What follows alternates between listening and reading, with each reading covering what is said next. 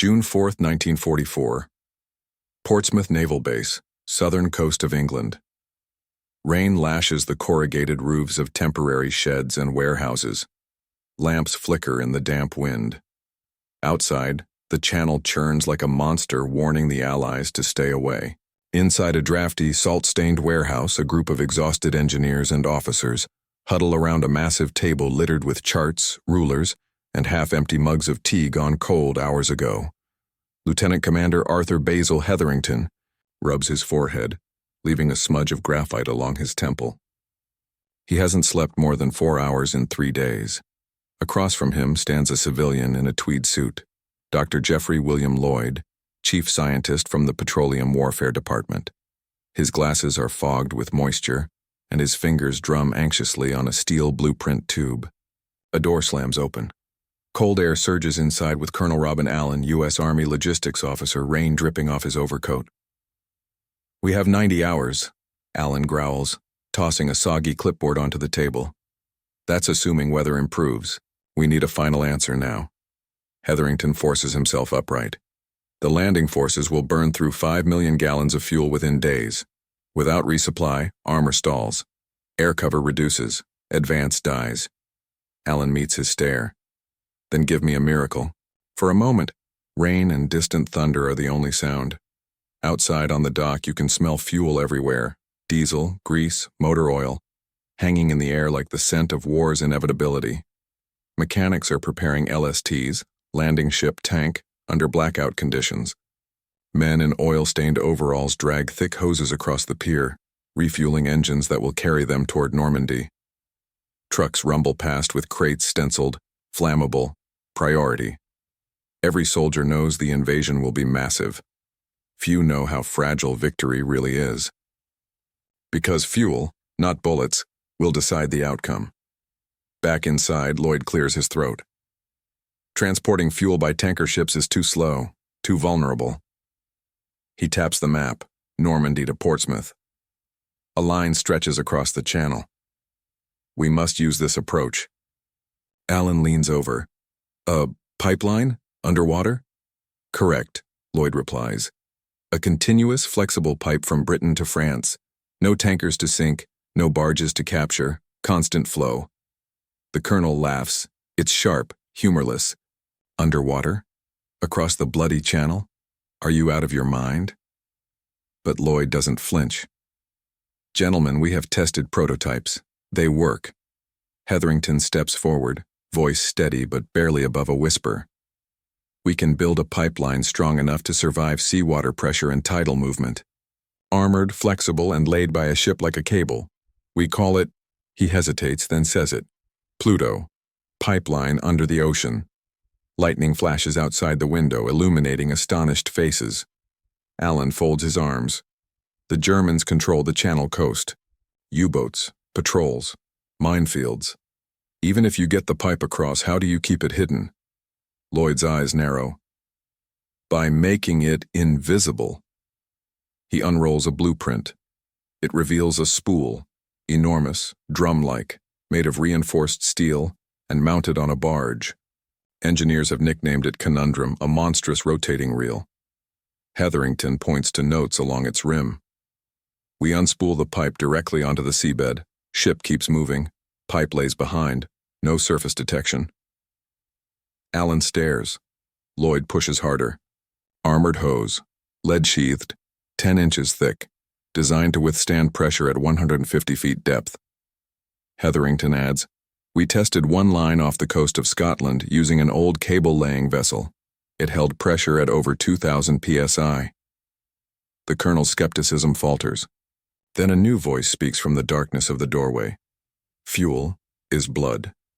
Everyone turns. Standing there, hands clasped behind his back, is General Dwight D. Eisenhower. "Armies don't run on speeches or courage," Eisenhower continues. "They run on gasoline. If our armored divisions reach the French countryside and stall for lack of fuel, the Germans will push them into the sea." He approaches the map and rests a hand on the edge of the table. "Pluto could give us a fighting chance." Rain rattles violently against the roof as if trying to break through. Eisenhower looks directly at Hetherington. "Can you guarantee it?" The commander doesn't blink. I can guarantee one thing. If we fail to try, we guarantee defeat. No one breathes. No one moves. The general steps away from the table. Then we move forward. You have authority to begin construction immediately. Use every resource necessary. No delays. His boots echo across the warehouse floor as he leaves. The storm outside suddenly seems smaller. Hetherington looks at Lloyd. Both men understand what has just happened. The greatest invasion in human history now depends on an untested underwater pipeline. Fuel, carried through darkness, beneath enemy waters. PLUTO pipeline under the ocean has been born. June 12, 1944, London, 3:17 a.m. Rain still falls, but here it is softer, a whisper against the soot-stained windows of the Petroleum Warfare Department. Inside, reality has replaced theory. A new battle has begun, one fought not with rifles but with slide rules, welding torches, and sleepless ingenuity. The air is thick with cigarette smoke. Coffee cups clutter drafting tables. Engineers in shirt sleeves and grease-stained ties move like phantoms around a massive chalkboard. On it, a single phrase is scrawled in large white letters: "Fuel is freedom." Arthur Hetherington stands at the center of the chaos, clutching a folded telegram marked "Immediate Priority, Combined Chiefs of Staff." It authorizes full-scale production. Jeffrey Lloyd moves between workstations like an agitated professor. If the pipe kinks, it snaps. If it snaps, our boys on the beaches run dry. He slams down a ruler. No pressure failures. Not one. Hetherington nods, rubbing tired eyes. How long to produce 80 miles of pipe? Silence. An engineer, young and pale, whispers, "We don't have that much steel. Anywhere." The logistical nightmare becomes clear. Britain is already stripped of materials, aircraft, tanks, landing craft. Everything eats steel. And now these madmen want hundreds of miles of flexible pipe, capable of surviving the North Sea. Fuel is freedom, but steel is the price. To make PLUTO possible, Britain turns its entire industrial heart inside out. Factories that once made toys now make fuel coupling valves. A bicycle manufacturing plant produces pipeline drums. A piano factory begins forging high-pressure fittings.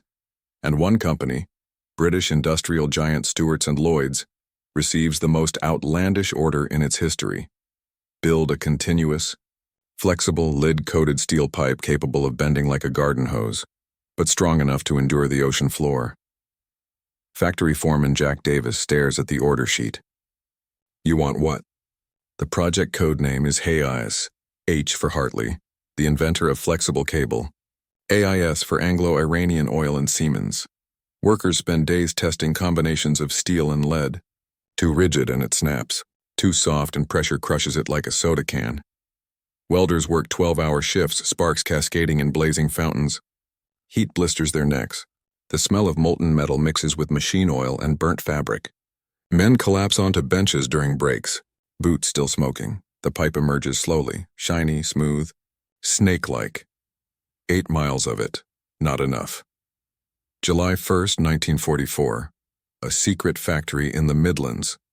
Another attempt, a new type of pipe, codenamed Hamel, made not of flexible cable but steel tubing wound around a core, like a spring, thick, armored, brutal. Hetherington walks through the factory floor, hard hat tucked under his arm. Machines roar, drowning out thought. The Hamel pipe runs from one end of the warehouse to the other, dark, heavy, and menacing. Foreman Davis wipes sweat from his brow. "This stuff isn't just pipe. It's artillery-proof," Hetherington nods. "Can it survive the channel?" "We tested a section under stress, pressurized to 500 psi, and?" Davis grins. "It held, but problems remain. A flexible pipe must be carried and unspooled in a single piece. Tens of miles long, no breaks, no joints. How do you store something like that?" Answer: you don't store it. You build a monster to carry it. The Isle of Wight Naval Construction Yards. Dockyard. Cranes tower above a strange, monstrous object. A giant rotating steel drum, 30 feet tall, 90 tons in weight.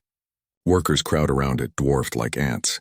It groans on its axle as welders install the final reinforcement rings. Engineers call it the conundrum.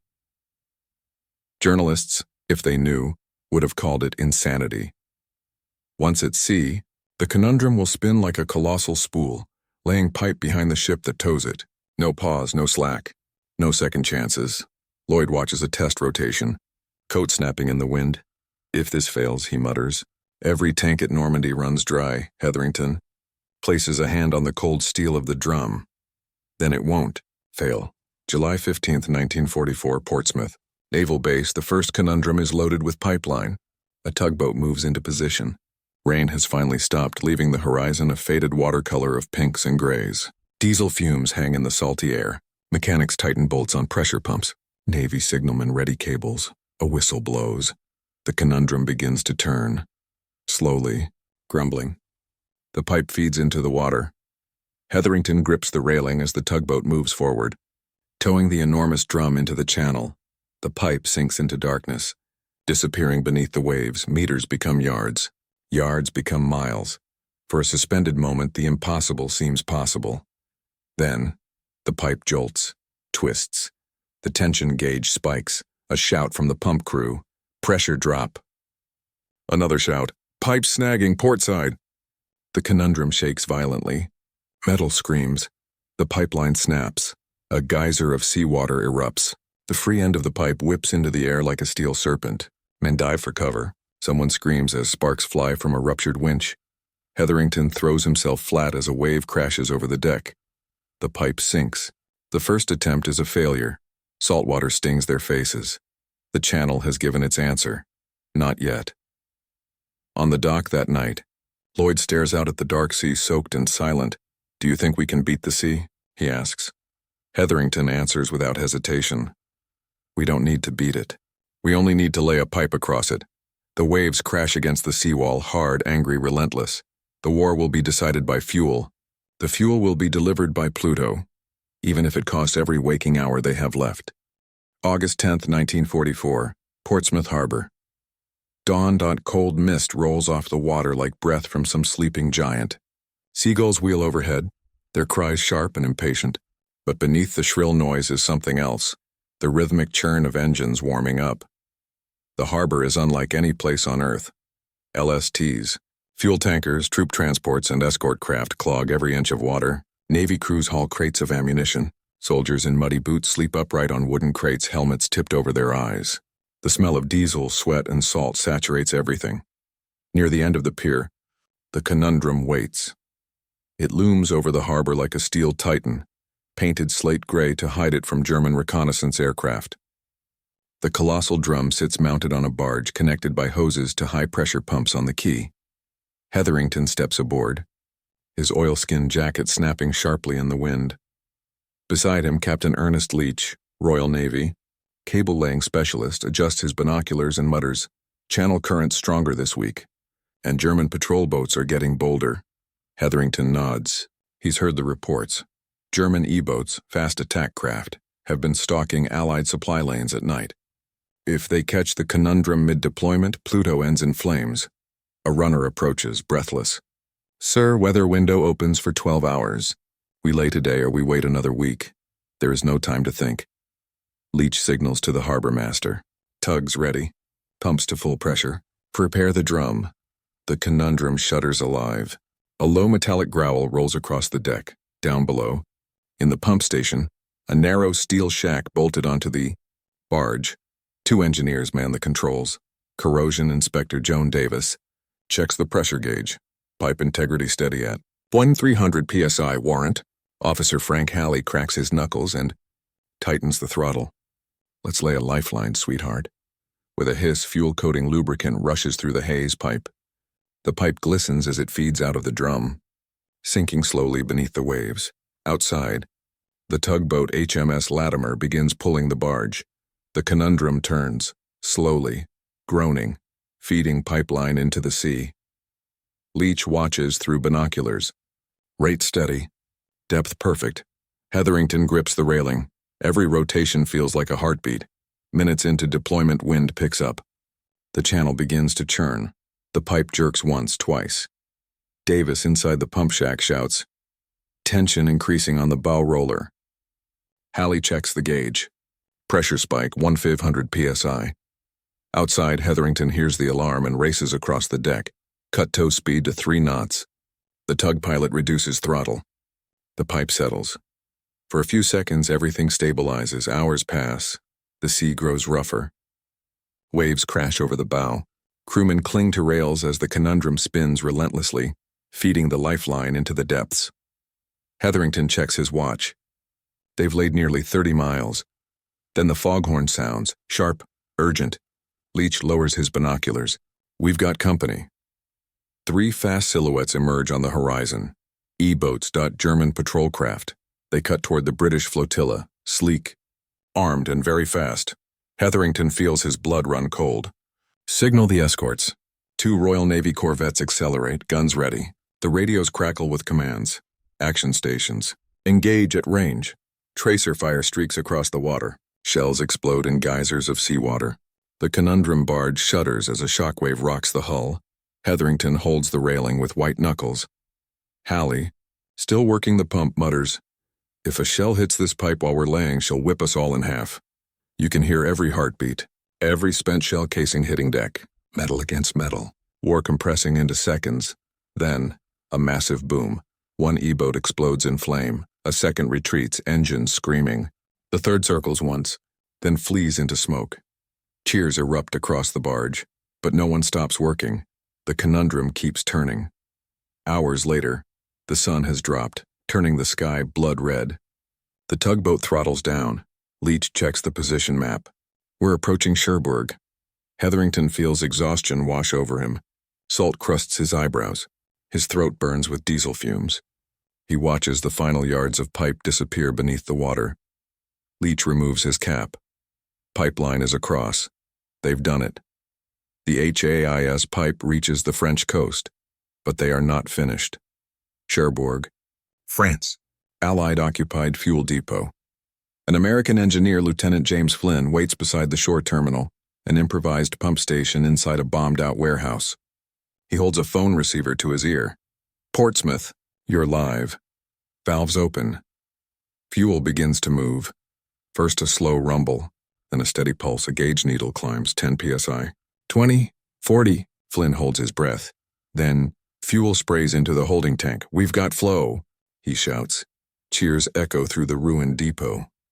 Back on the barge, Hetherington closes his eyes and exhales a breath he's held for 2 months. PLUTO isn't theory anymore. It's pumping gasoline into France, a steel artery feeding the liberation of Europe.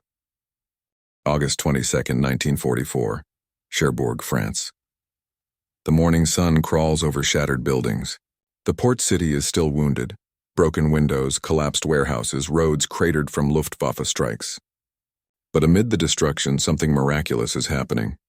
Inside a makeshift fuel depot, once a textile factory, now gutted and blackened by fire, Lieutenant James Flynn stands over a massive pressure valve.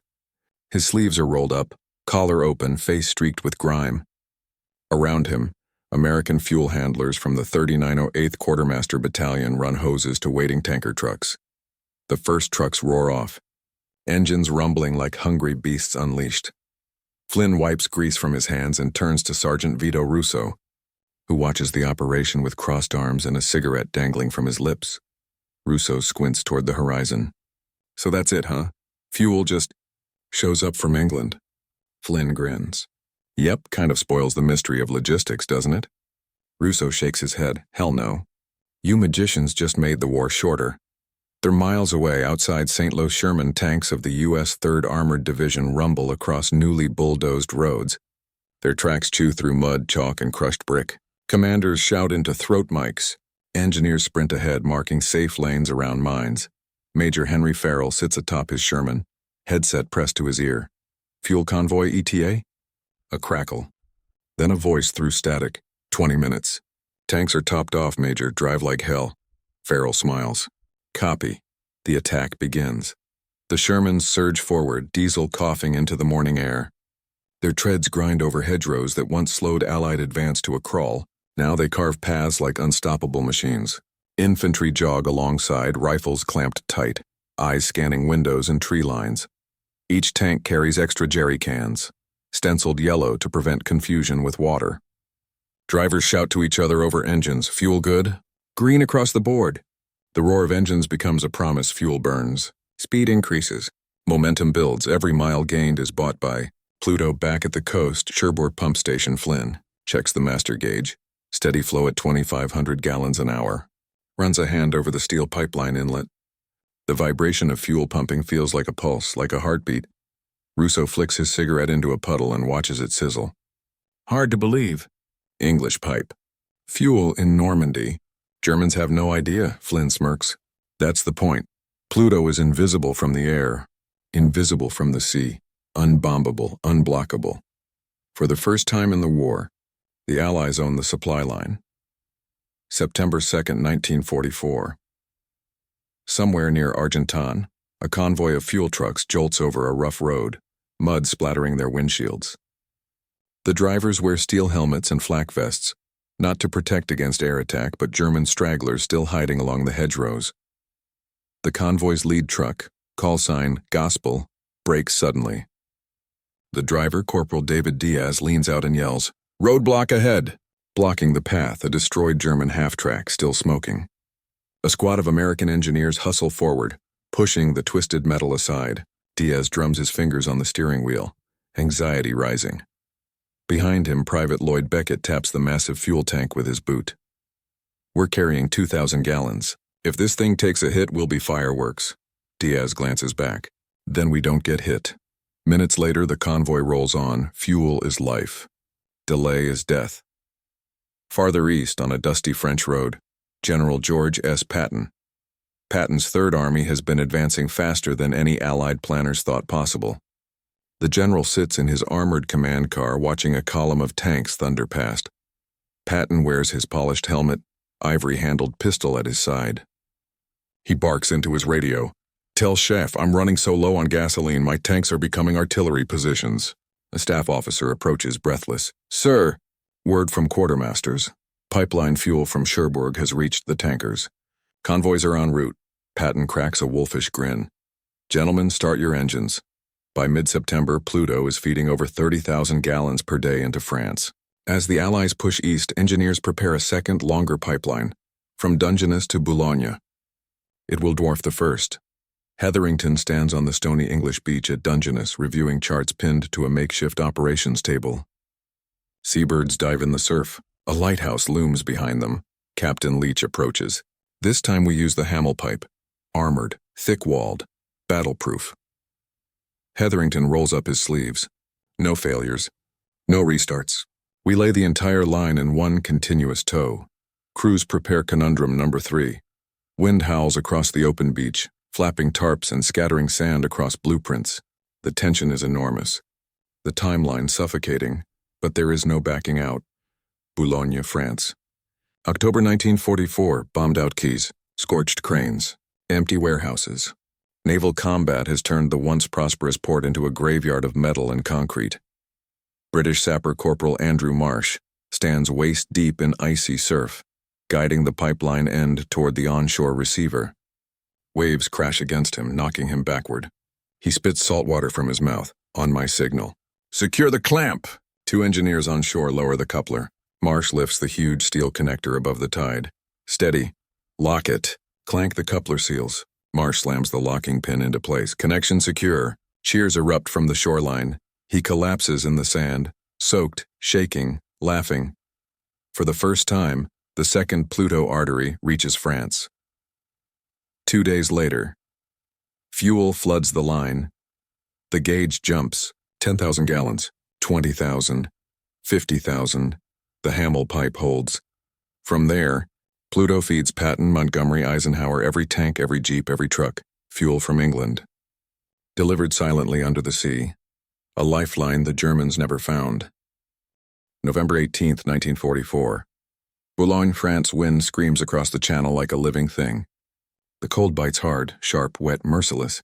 Waves smash against the breakwater, sending plumes of seawater over the fuel terminal. The once quiet pumping station now thrums day and night with engines pushing gasoline from England. Inside, the room is warm from friction and machinery. Diesel exhaust burns the nose. The constant pulse of pipeline pumps feels almost like a heartbeat.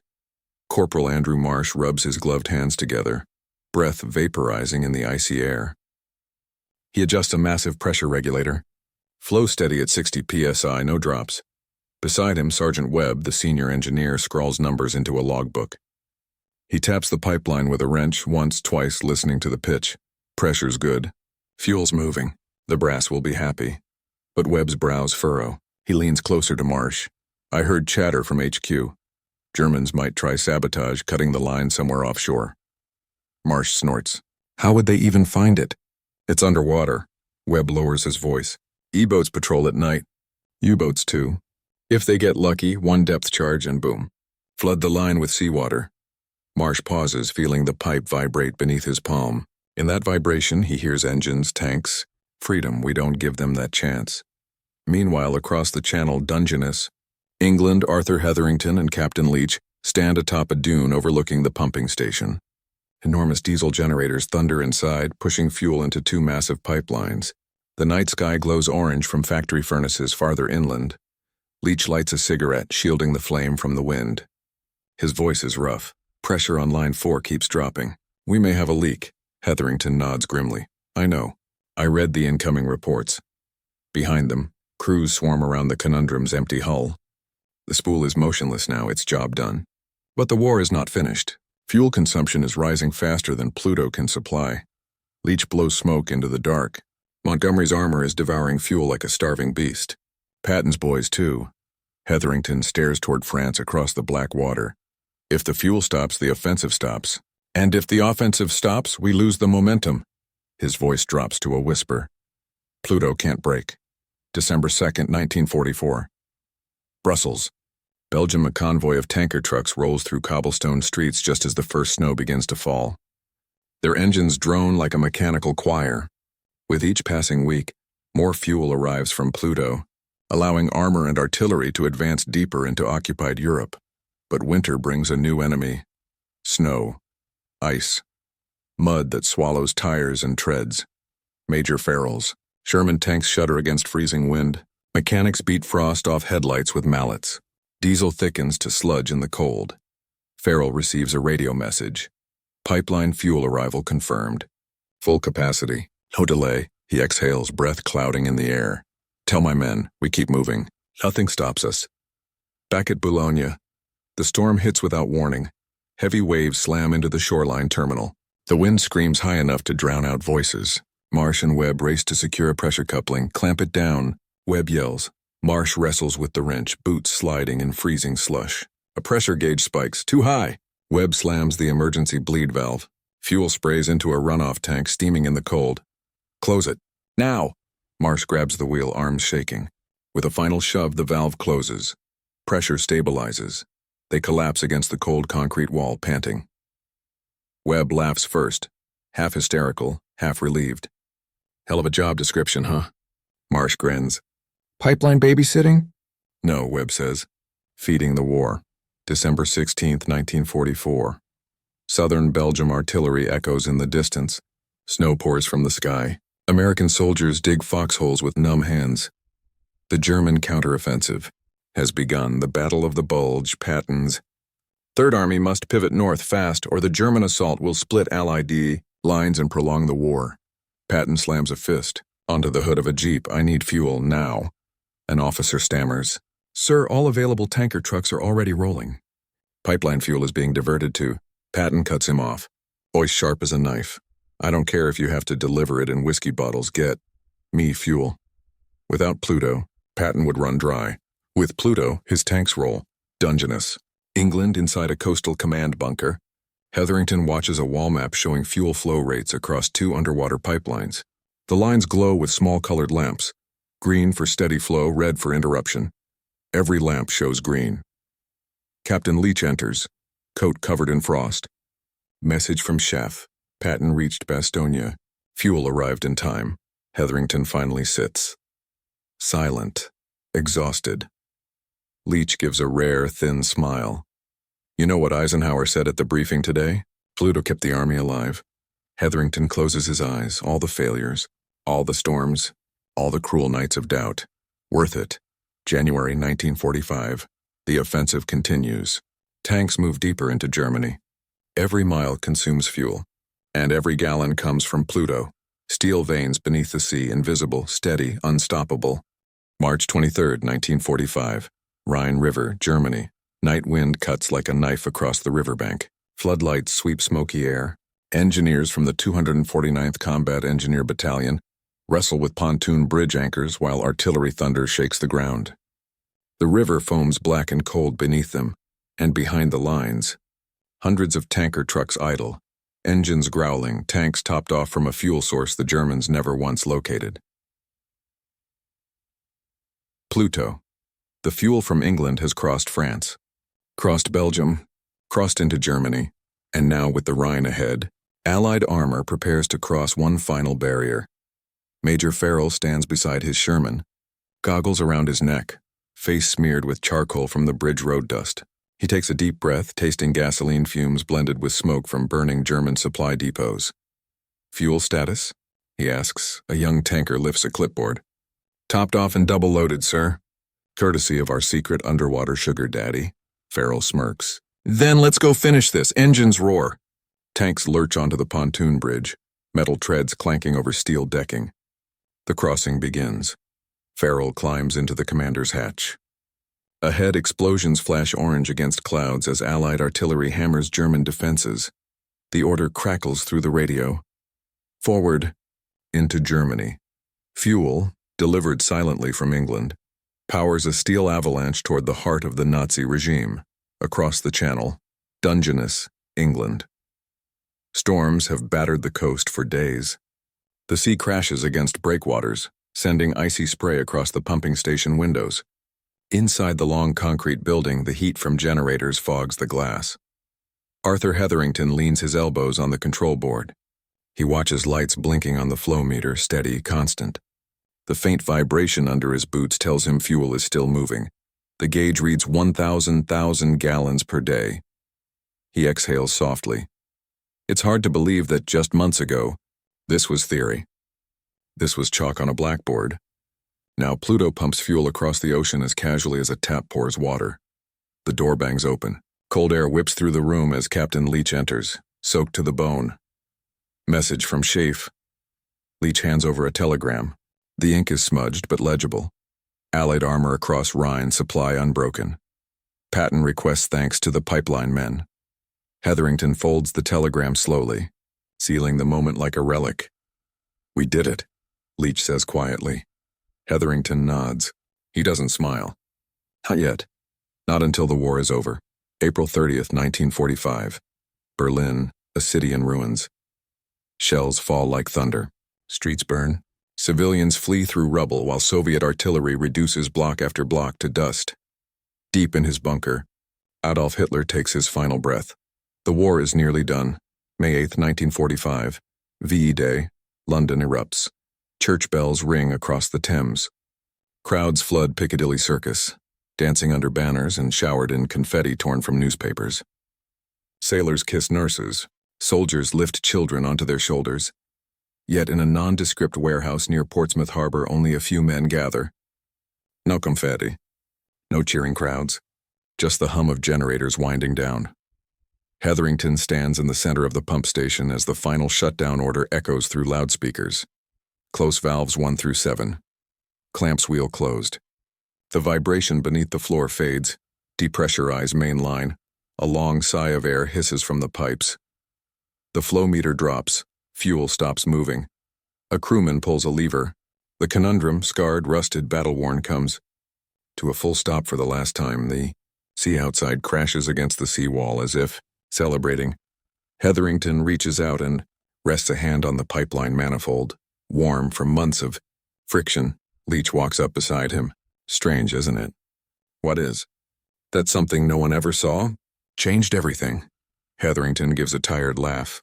That's the point with lifelines. If they've done their job, nobody notices. He looks around at the men. Grease-stained uniforms, burnt sleeves, goggles hanging from necks. No medals, no parades, just engineers, welders, pipe fitters, mechanics. They didn't fire rifles. They didn't storm beaches. They delivered the fuel that made all of it possible. Epilogue. Years later, PLUTO is dismantled. Pieces of pipe are melted into scrap. The conundrums are cut apart with torches. The world never sees them on a movie poster or in a textbook photograph. Most people never learn that. Pluto laid over 700 miles of pipe, pumped 172 million gallons of fuel to Allied forces, fed Patton, Montgomery, Eisenhower, and every tank, jeep, and truck that ended the war. Invisible veins. Hidden beneath the sea, back on the Dungeness beach. Hetherington stands alone, coat flapping in the sea wind. The tide washes over where the pipe once ran. Nothing remains, just waves and shifting sand, but he knows. He knows that under this very water, steel once carried fire. That fuel once flowed. That freedom once raced along invisible arteries toward a continent in chains. He whispers into the wind. We beat the sea, then he turns and walks away. Pluto, pipeline. Under the ocean was never meant to be famous, it was meant to win.